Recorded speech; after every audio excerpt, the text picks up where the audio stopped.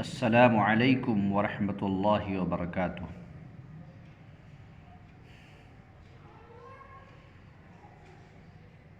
دینی مدارس اسلام کے قلعے ہیں۔ آج کے درس میں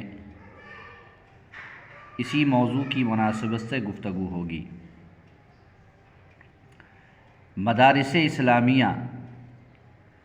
دین کے حقیقی قلعے اور انسانیت سازی کے عظیم کارخانے ہیں۔ ہر دور اور ہر زمانے میں اس کی اہمیت و ضرورت اور معنویت مسلم رہی ہے اور تا صبح قیامت باقی رہے گی، کیونکہ یہ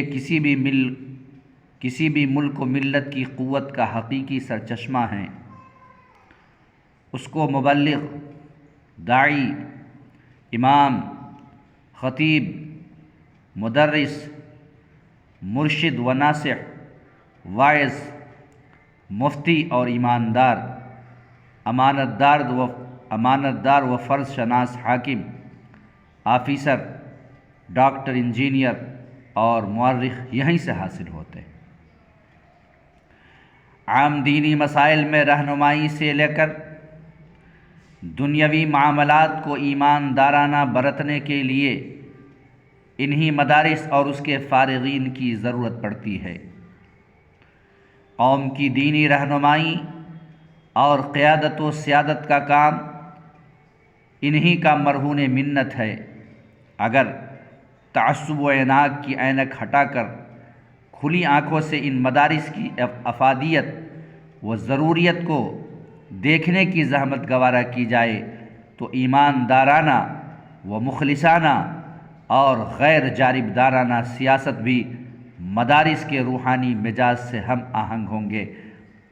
ہم آہنگ ہوئے بغیر نہیں چل سکتی، بلکہ وہ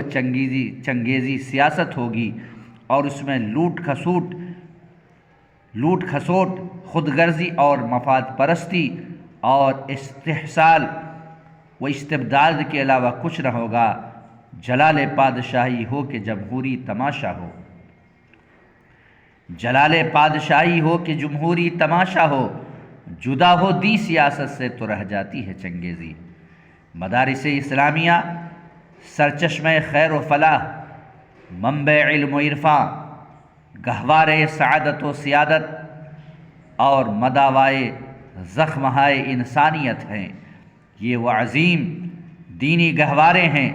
جہاں سے ہر دور میں امت کی نگہبانی اور ملک و ملت کی پاسبانی کے فرائض انجام دیے گئے ہیں۔ بلا شبہ یہ تعلیمی ادارے پوری انسانیت کے لیے باعث فخر و ناز ہیں، کیونکہ مادی فیضان اور طغیان کے بطن سے جنم لینے والے طوفان و حوادث کا مردانہ وار مقابلہ کرنے اور اس کے موذی و مہلک جراثیم سے انسانیت کو بچانے کے لیے نسخہ کیمیا اور روحانی علاج یہ مدارس دینیہ ہی فراہم کرتے ہیں۔ مادیت کی ماری دنیا ہر دور میں جس بے چینی و بے یقینی و بے اطمینانی کی زندگی گزارتی ہے، اس کو اطمینان والی زندگی انہی درسگاہوں سے حاصل ہوتی ہے۔ ایسے مدارس کا قیام جن عظیم مقاصد کے تحت عمل میں آیا تھا، ان کے اثرات عالم پر آشکارا ہیں۔ دینی، ملی، ملکی، اخلاقی، سماجی، رفاہی، اصلاحی و انسانی خدمات کا لازوال کارنامہ انہی مدارس نے انجام دیا ہے، اور اس کے تربیت یافتگان نے زندگی کے مختلف شعبوں میں جو عظیم خدمات انجام دی ہیں وہ ذرّی لفظوں میں لکھنے اور بیان کرنے کے لائق ہیں، اور بحیثیت فرد، جماعت اور حکومت سب کی الگ الگ ذمہ داریاں ہیں کہ وہ ان مدارس کا شکریہ ادا کریں اور ان کے حقیقی اصلاحی کارناموں کو خراج عقیدت پیش کریں۔ ان مدارس نے انہیں احکام اور سنہری تعلیمات کو عام کیا اور بلا کسی امتیاز اور بھید بھاؤ کے خالق و مخلوق کے رشتہ کو مضبوط بنیادوں پر استوار کر کے اس کو بے شمار گمراہیوں، معصیت، تعصب و نفرت اور ظلم و تعدی اور شر و فساد سے تحفظ بخشا ہے، اور ہر طرح کے رسوم و رواج اور لوٹ کھسوٹ، قتل و غارت گری، خون ریزی، سرکشی، حسد و عناد اور بے شمار معاشرتی، سماجی، اقتصادی، فوجی، عدالتی وغیرہ جرائم کو معاشرے سے اکھاڑنے کا کام دینی و ملکی و انسانی فریضہ سمجھ کر انجام دیا ہے، جن کو حکومتوں کی مختلف وسائل اور سرگرم مشنریاں بھی انسانی بنیادوں پر انجام دینے سے قاصر رہیں۔ یہاں جرم و فساد کی روک تھام کے لیے انسانی سزاؤں اور پہرے داروں کے وقتی بچاؤ سے کام نہیں لیا جاتا، بلکہ یہاں تو دلوں کی دنیا بدل کر شر و فساد کے جوہر سے نکال کر امن و شانتی اور خیر و صلاح کے سرچشمہ سے ہمکنار کیا جاتا ہے۔ یہاں انسانوں کو حقیقی انسان بنانے کا کام لیا جاتا ہے۔ تعلیم، جو انسان کی اولین اور اہم ضرورت ہے، جس پر حکومت کھربوں روپیے سالانہ خرچ کرتی ہے، پھر بھی ہندوستان جیسے ملک میں ایک بڑی آبادی بنیادی تعلیم سے محروم ہے۔ ملک کی آبادی کا ایک بہت بڑی تعداد مسلم آبادی پر مشتمل ہے، اور اس کی تعلیمی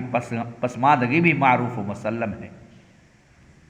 اتنی بڑی مسلم آبادی کی ناخواندگی کو ملک کی ترقی کے لیے رکاوٹ کے طور پر اور اسے اہم مسئلہ بنا کر شد و مس سے اٹھایا جاتا ہے، اور باور کرایا جاتا ہے کہ مسلمان قومی دھارے میں شریک و سہیم نہیں، بلکہ تعلیم سے الگ رہ کر ملک کو کمزور کر رہے ہیں۔ ان حالات و ظروف میں ملک کے اندر، خصوصاً ان جگہوں پر جہاں عوام لقمہ لقمہ کے محتاج ہیں، مواصلات اور آمد و رفت کے راستے مسدود ہیں، ایسی جگہوں پر خالص انسانی ہمدردی اور رہنمائی کے لیے کن کن کٹھنائیوں سے گزر کر ان مدارس کا قیام عمل میں آتا ہے، اور یہ مدارس اسلامیہ ملک و ملت کے ان جگر پاروں کو کس طرح تعلیم و تربیت سے آراستہ کر کے ملک و ملت کے لیے مفید بناتے ہیں، اس کا اندازہ کرنا آسان نہیں۔ ان مدارس ہی کی دین ہے کہ بے شمار بندے شاہ راہ ہدایت پر گامزن ہوئے ہیں، اور بے شمار خرافات و گمراہیوں سے نجات حاصل ہوئی ہے۔ اور ان مدارس نے فرد کی اصلاح سے لے کر قوم و جماعت اور ملک کے لیے مختلف میدانوں میں عظیم خدمات انجام دی ہیں، جو ناقابل فراموش و ناقابل انکار ہیں۔ تعصب و تنگ نظری سے دور ہٹ کر انصاف سے کام لیا جائے تو یہ ماننا پڑے گا کہ ان مدارس اسلامیہ کے فضلاء نے عصری علوم حاصل کرنے کے بعد ملک کی جو ایماندارانہ خدمات انجام دی ہے، وہ ہماری ملکی و قومی میراث کا عظیم حصہ ہیں۔ اس سے یہ ثابت ہوتا ہے کہ مدارس کے نصاب کو عمومیت کے ساتھ دقیانوسیت سے تعبیر کرنا بیجا الزام ہے۔ ہندوستان میں تعلیم نسواں کا معاملہ بھی بہت اہمیت کا حامل رہا ہے۔ ان کی تعلیمی پسماندگی بالکل واضح ہے۔ اس میں مسلم خواتین کی تعلیمی پسماندگی اظہر من الشمس ہے۔ اس سلسلے میں یہ بات تعجب انگیز طور پر دلچسپ ہے کہ مسلم عورتوں کی ناخواندگی کا سارا الزام مسلمانوں کے سر پر ہی نہیں بلکہ اسلام کے سر ڈالا جاتا ہے۔ ان کی تعلیمی زبوں حالی کا رونا ہمدرد کی حیثیت سے حکومت سے لے کر ملک کے بہی خواہ روز روتے ہیں اور زبانی جمع خرچ آئے دن کرتے رہتے ہیں، مگر اس سمت میں خاطر خواہ حل تلاش کر کے عملی اقدام کرنا خال ہی نظر آتا ہے۔ ایسے مدارس اسلامیہ خصوصاً مدارس نسواں کے ذریعے سے جو تعلیم نسواں کا سور پھونکا گیا ہے، اس کے اثرات سے کسی کو مجال انکار نہیں ہو سکتی، چہ جائے کہ مدارس اسلامیہ کو ہی ہدف تنقید بنایا جائے اور اسے مورد الزام ٹھہرانے کی کوشش کی جائے۔ یہ مدارس ہی کی دین ہے کہ جمعہ و جماعت، کانفرنس و سیمینار اور دیگر اجتماعات کے ذریعے اصلاح معاشرہ کا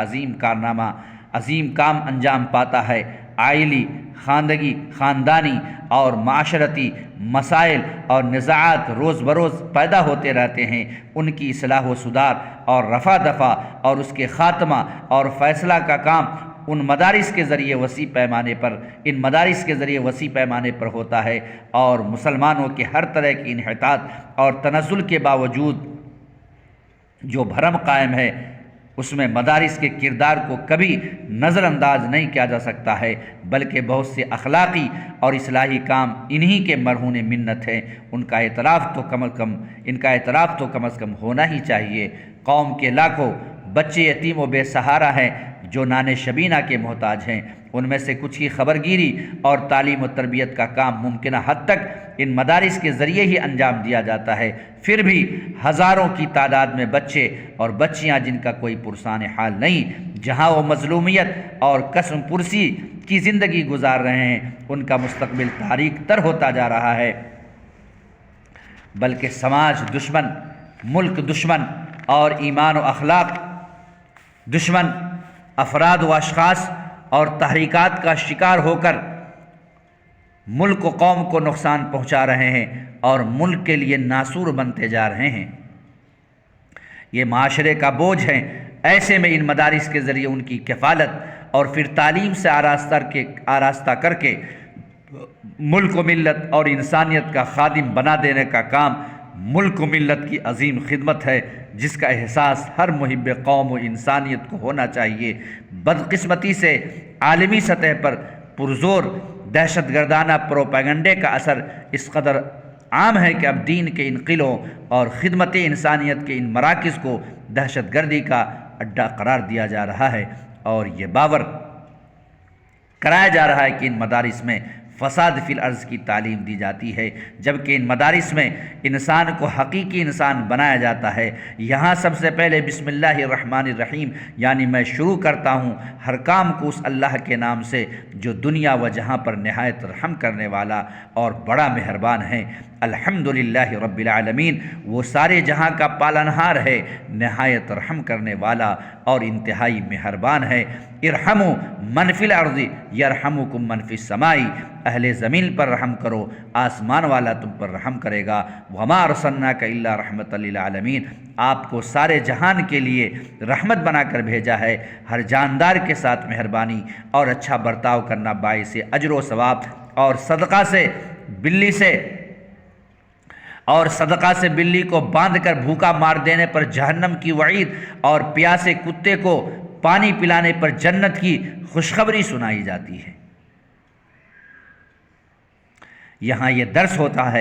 درس دیا جاتا ہے کہ انسان سب سے مکرم اور اشرف ہے۔ وَلَقَدْ كَرَّمْنَا بَنِي آدم، انسان کی ہم نے بڑی تکریم کی ہے، اسے اعجاز بخشا ہے اور خشکی و تری میں پھیلا دیا ہے، اور بہت ساری مخلوقات پر فضیلت عامہ بخشی ہے۔ لَقَدْ خَلَقْنَا الْإِنسَانَ فِي أَحْسَنِ تَقْوِيمٍ، ہم نے انسان کو سب سے بہتر ڈھانچے میں ڈھالا ہے۔ تم انسان بھائی ہو، سب ایک ماں باپ کی اولاد ہو، کسی کالے کو کسی گورے پر، کسی عربی کو کسی اجمی پر کوئی فضیلت و برتری حاصل نہیں، الا کہ تقوی اور پرہیزگاری میں کوئی فائق ہو، اور یہ جان رکھو کہ تم ایک ہی باپ آدم کی اولاد ہو اور وہ مٹی سے بنائے گئے تھے۔ یہ مدارسی کی تعلیم ہے کہ من عمل صالحا من ذکر او انثی، مرد و عورت جو بھی نیک اور درست کام کرے گا، ہم اس کو پریشان حال اور مضطرب دنیا میں بھی خوشگوار اور اطمینان کی زندگی عطا کریں گے۔ یہاں یہ تعلیم دی جاتی ہے کہ جانی دشمن کے ساتھ بھی انصاف و عدل کا برتاؤ کرو، اپنے نفس اور انا کے لیے انتقاماً بھی کسی کو نہ ستاؤ، چھوٹوں پر رحم کرو اور بڑوں کے ساتھ عزت و احترام کا معاملہ کرو، مسکین کو کھانا کھلاؤ، جاہل و گوار سے درگزر کا معاملہ کرو، بھلائی کا حکم دو، برائیوں سے روکو، یہ تمہارے بہترین فرد اور امت ہونے کی علامت ہے۔ تعلیم، سلامتی اور امن و آشتی کو عام کرو، خاندانی عصبیت، ملکی و جغرافیائی اور رنگ و نسل کی بنیاد پر ساری ہی ناانصافیوں کو یکلخت مسترد کر دو، اور قانون و شریعت کے دائرے میں رہتے ہوئے تمام جاہلیت اور انسانیت دشمن رسوم اور رواج کو معاشرے سے اکھاڑ پھینکو، اور یہ سب کچھ رب کی رضامندی اور انسانیت کی خدمت اور بھلائی کے جذبے اور نیت سے کرنے کا درس دیا جاتا ہے۔ لوٹ کھسوٹ، سود، رشوت، غبن، انا، نشہ، کینہ و حسد اور عناد و دشمنی اور کبر و نخوت اور غرور کو یکسر حرام ہونے کی تعلیم یہی دی جاتی ہے۔ انسان دوستی اور لوگوں کے ساتھ حسن سلوک اور درگزر سے کام لینے کے ساتھ قتل و غارت گری کو شرک کے بعد سب سے بڑا گناہ مانا جاتا ہے۔ من قتل نفسا بغیر نفس، جس نے ایک نفس کو بھی بلا جرم اور فساد کے قتل کر دیا گویا اس نے سارے انسانوں کو قتل کر ڈالا، اور جس نے ایک نفس کی جان بچائی گویا اس نے سارے انسانوں کو بچا لیا۔ یہاں ناگزیر حالات جنگ میں بھی دشمن کے بچوں، بوڑھوں، عورتوں، عابدوں، زاہدوں اور عبادت گاہوں میں پڑے ہوئے لوگوں پر ہاتھ اٹھانا گناہ اور جرم قرار دیا جاتا ہے۔ کھیتی اور باغات اور دیگر املاک اور اثاثے کو تلف اور خاکستر کرنے کو بھی جرم ہونا پڑھایا جاتا ہے۔ حقوق نسواں کی تعلیم یہاں دی جاتی ہے۔ ایک طرف جہاں ایک بچی کی بھی تعلیم و تربیت کر دینے پر جنت کی بشارت سنائی جاتی ہے، وہیں یہ درس دیا جاتا ہے کہ عورت ہر حال میں لائق تکریم اور احترام ہے، جنت اس کے قدموں کے نیچے ہے، اور باپ، بھائی اور دیگر مردوں کی طرح وہ بھی میراث میں حقدار ہے۔ آزادی کے بعد ہندوستان میں سیکولرزم کے قیام سے دین و اخلاق کی سچی سرپرستی کا معاملہ بھی محل نظر رہا ہے۔ البتہ مسلمانوں نے اپنی خصوصی توجہ اور قربانی اور اسی سیکولر قانون کے ذریعے دیے گئے مذہبی و شہری حقوق کی روشنی میں مدارس اسلامیہ کا جال پورے ملک میں حتی المقدور پھیلایا، اور اس کے ذریعے دین کی حفاظت اور ملک و ملت کی خدمت کا کام بڑے پیمانے پر ہوا۔ ان کی دیگر ملکی و ملی و رفاہی و سماجی خدمات بھی عالم میں آشکارا ہیں۔ الغرض ہندوستان میں وطن عزیز کو صالح بنیادوں پر تعمیر و ترقی سے ہمکنار کرنے کے لیے سچے، ایماندار، فرشناس، امن پسند اور انسانی اخوت و محبت، رحم و مروت سے سرشار شہری فراہم کرنے کے لیے مدارس اسلامیہ کی ضرورت ویسے ہی ناگزیر رہے گی جیسے خود اسلام اور مسلمانوں کے لیے اسلامی تشخص کے تحفظ و بقا اور نشر و اشاعت کے لیے، کیونکہ مدارس اسلامیہ جہاں دین کے قلعے ہیں وہیں خدمت انسانیت کے مراکز بھی ہیں، لہٰذا ہر حال میں اور ہر دور اور زمانے میں مدارس کی اہمیت اور ضرورت مسلم ہے۔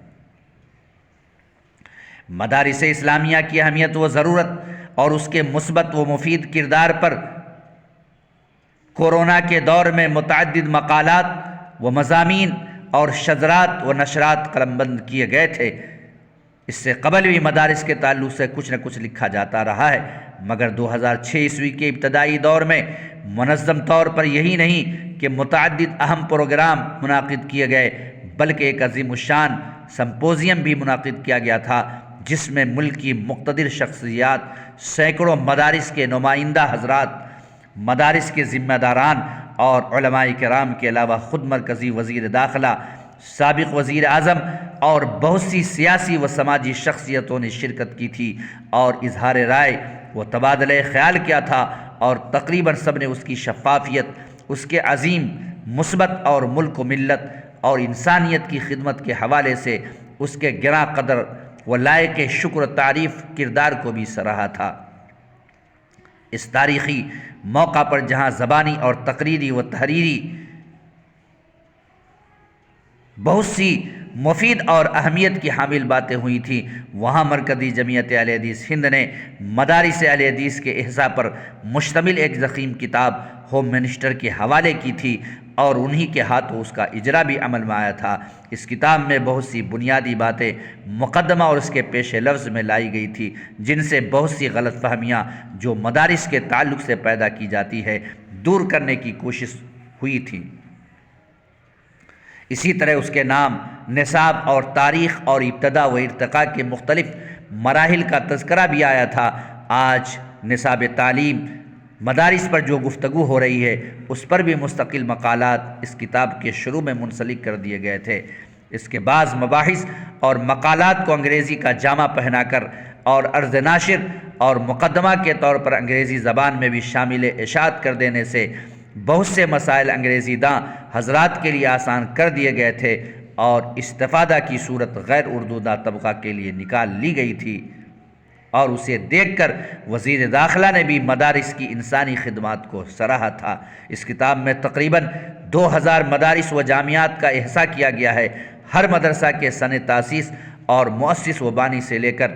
ضروری معلومات اس طرح دے دی گئی تھی کہ ایک آئینہ کی طرح مدرسہ کو دیکھا جا سکتا ہے۔ سالانہ آمد و خرچ سے لے کر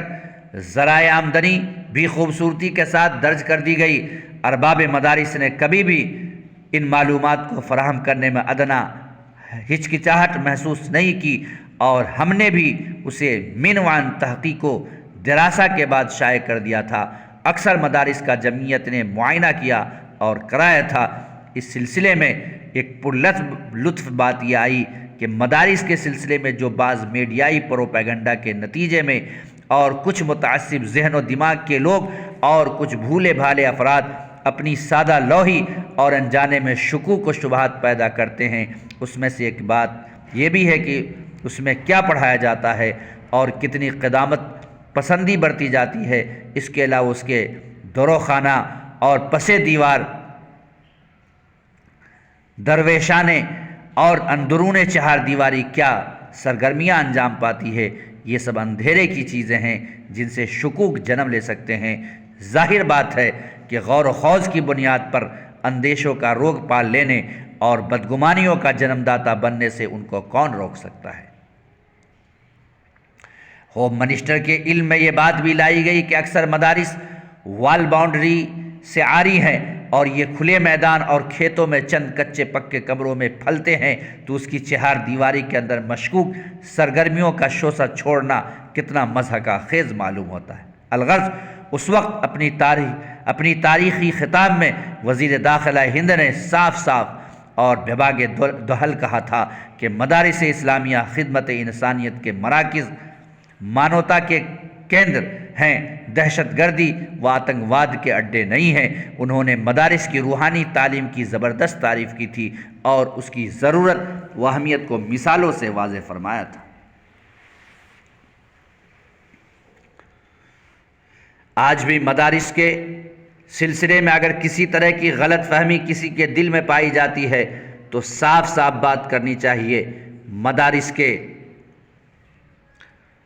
دروازے کھلے ہوئے ہیں، اس کا نصاب تعلیم معلوم و متعین ہے، اور اب تو اکثر مدارس و جامعات نے عصری علوم کی تدریس و تعلیم شروع کر دی ہے۔ گرچہ مدارس کے میسر وسائل کے تناظر میں اس کو مؤثر اور اعلیٰ پیمانہ پر انجام دے لینا دشوار ہے، چند متعینہ مواد کے لیے اچھے مدرسین کا انتظام بھی اکثر مدارس کے لیے مشکل ہوتا ہے، چہ جائے کہ مکمل عصری و دینی مواد کے لیے وہ اچھے اور لائق و فائق مدرسین کا بندوبست کر سکیں۔ مدارس کی تعلیم کے معیار پر بات کرتے ہوئے من جملہ دیگر امور کثیرہ کی ایک مخلص و مجبور انسان خود ہی تدریس و نظامت محصل اور رضاکار و خدمتگار کا انجام دیتا ہے، وہ بھی مد نظر ہونا چاہیے۔ اہم شہروں اور مقامات کے علاوہ مدارس غریب و پسماندہ علاقوں میں واقع ہیں اور ان میں پڑھنے والے طلبہ بھی نادار ہوتے ہیں۔ یہ کہنا آسان ہے کہ مینجمنٹ اور انتظامیہ چوکس اور چاق و چوبند ہونی چاہیے، اور یہ بات کہنے میں بڑی بھلی بھی لگتی ہے، مگر حقیقت کی دنیا میں آپ ذرا پسماندہ، کوردہ، پچھڑے اور ان پڑھ علاقوں کو مد نظر رکھیں تو اس کی دشواری و نا استواری کا حقیقی علم ہو جائے گا۔ اور اس وقت کرسی صدارت، نظامت علیہ اور ادنا کلرک و محاسب چپراسی اور خادم و دربان تک کے سلسلے میں نظم و ضبط، ترتیب و تہذیب اور دستور و قانون تک کی باتیں خواہ وہ کتنی ہی اچھی ہوں، مگر عملاً ان کا نفاذ کتنا مشکل ہے اس کا اندازہ ایک تجربہ کار اور ان حالات و اوضاع سے دوچار ہونے والا ہی لگا سکتا ہے کہ یہ تمام امور و اعمال کس قدر ضروری مگر مشکل ہیں۔ ادارہ کو صحیح ڈھنگ سے چلانے اور بہترین نظم و ضبط کے لیے شفافیت اور ٹرانسپیرنسی ضروری ہے۔ اس کا نہ کوئی منکر ہے، نہ مکابر، اور نہ ہی اس کے فوائد و منافع سے کوئی نابلد ہے، بلکہ یہ مسلمات میں سے ہیں۔ لیکن یہ بھی یاد ہونا چاہیے کہ سرکاری اداروں کی حالت زار اور ایک حد تک دور دراز کے دیہاتوں میں ان کے فقدان سے اہل قرى اور دیہاتوں اور جنگلوں میں بسنے والے بے علم و بے شعور باشندوں کی نئی نسل کو مزید جاہل اور ناخوادہ بنانے کے علاوہ اور کیا ہوگا۔ کیونکہ یہ اپنے نونہالوں کو کسی بھی طرح کی تعلیم دینے سے بھی عاجز و نابلد ہوتے ہیں۔ دین و ایمان سے ان کو کیا لینا دینا؟ وہ مدارس میں مفت تعلیم کو بھی مہنگا تصور کر کے اس کے منکر ہوتے ہیں، کیونکہ بچہ مزدوری اور بکری پروری ان کی معاشی و روایتی اور اخلاقی مجبوری ہوتی ہے۔ اس طرح بہت سے لوگ پسماندہ در پسماندہ رہ جاتے ہیں۔ مدارس نے ہر طرح کی پسماندگی کو دور کرنے کا جتن کیا ہے، خصوصاً مسلمان جو انتہائی پچھڑی ذاتوں سے بھی نچلے حصے میں پہنچ گیا ہے۔ اگر یہ مدارس نہ ہوتے تو سرکاری اعداد و شمار اور اعلان کے بموجب وہ سب سے زیادہ ناخوادہ اور پسماندہ ہی نہیں اور نہ جانے کیا کیا ہوتے اور کہاں ہوتے۔ بہار، بنگال، جھارکھنڈ، آسام، خصوصاً بہار میں بھاری تعداد والا مسلم علاقہ شاہد عدل ہے۔ دیکھو مجھے جو دید عبرت نگاہ ہو، دیکھو مجھے جو دید عبرت نگاہ ہو۔ لہٰذا ان باتوں کا مقصد یہ ہے کہ نزاکتیں اور حالات طرح طرح کے ہیں، ان کا قدر لحاظ ضرور ہو، مگر اس کا یہ مطلب ہرگز نہیں کہ مدارس دینیہ نظم و ضبط سے عاری رہیں، حساب و کتاب سے خالی رہیں اور اصول و ضابطے کو نہ برتیں۔ یہ تو بہرحال مطلوب ہے، اسے جیسے بھی وہ پورا کرنا چاہیے، خصوصاً مالیہ میں شفافیت اور حساب و کتاب میں حساس اور تیز و چوکنا اور صاف ستھرا رہنا بہت ضروری ہے، ورنہ اگر یہ میزان مختل ہوا تو سارا نظام جسم و جاں مدارس معرض خطر میں پڑنے سے نہیں بچ پائے گا۔ دیگر اور بھی تقاضائے مدارس اور مطالبات عصر حاضر ہیں جن سے مدارس کے اوضاع و احوال اور معنویت و افادیت میں اضافہ ہو سکتا ہے۔ اگر ان پر تبادلہ خیال اور غور و خوض ہوتا رہے تو ایک فطری عمل اور ضروری قدم شمار ہوتا ہے۔ اس کے بغیر جمود و تعطل کا دور شروع ہو جاتا ہے، جیسا قرون وسطیٰ میں نصرانیت نے محض جمود و تقلید اور تسلب و تعصب کی وجہ سے اپنے دینی نصاب و عبادات کو ملک و معاشرہ اور دنیا و ما فیہا سے کاٹ کر رہبانیت کے غار عمیق میں ڈال دیا تھا، اور اس کی جو بھیانک تصویریں سامنے آئی وہ انتہائی تباہ کن ثابت ہوئی۔ اسی طرح تحسین و تجدید، ترقی خالص مادیت اور عصرانیت کے نام پر جو بیجا مداخلت کی جاتی ہے، اس کے بھی بہت برے اثرات مرتب ہو سکتے ہیں۔ اس کی معنویت و مقصدیت ختم ہو سکتی ہے، اور اگر یہ روحانیت مادیت کے تلوث اور ترجیح سے متاثر اور ختم ہو گئی تو دین و اخلاق اور انسانیت کے حوالے سے دین پسندوں، ایمانداروں سے بڑھ کر دنیا داروں اور دنیا والوں کا خسارہ ہوگا، کیونکہ دین و اخلاق، رحم و مروت، جذبہ اخوت و محبت اور انسانیت اور روحانیت ہی نہ رہی تو معاشرے سے امن و سکون، قلبی اطمینان، ذہنی سکون اور ہمدردی و غمخواری ختم ہو جائے گی،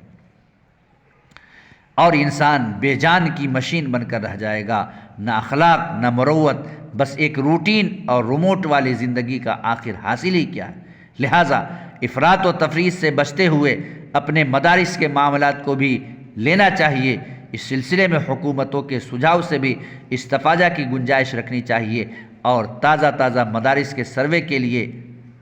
جو اقدامات ہیں ان کو سنجیدگی سے لیتے ہوئے ہر ممکن تعاون پیش کرنے کے ساتھ پورے وثوق و اعتماد کے ساتھ ان کے سروے کا استقبال ہونا چاہیے، اور اس کی تکریم و تقویت کے لیے مشترکہ کوشش کرنی چاہیے۔ بہت زیادہ خرخشوں اور خدشات و اندیشہ ہائے دراز اور آرزوئے افراز کو خاطر میں لائے اور دل بہلائے بغیر اپنے حصے کی ذمہ داری نبھانی چاہیے، اور بقیہ اپنے عزم و حوصلہ اور